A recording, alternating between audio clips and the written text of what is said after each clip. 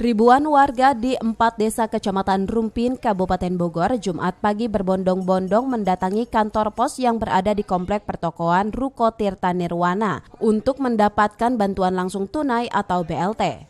Para penerima bantuan ini berkerumun bahkan tidak mengikuti protokol kesehatan untuk pencegahan COVID-19.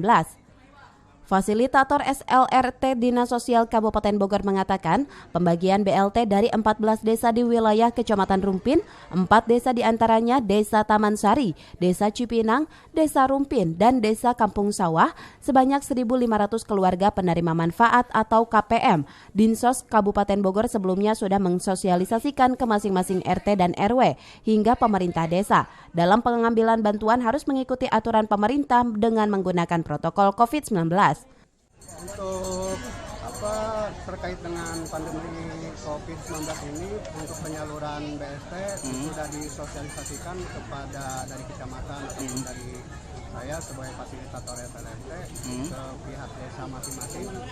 Untuk pengambilan BLT ini sudah disosialisasikan kepada desa bahwa social distancing dan penggunaan masker sudah disosialisasikan. Dari Rumpin, Kabupaten Bogor, Suhanda Abrizi melaporkan.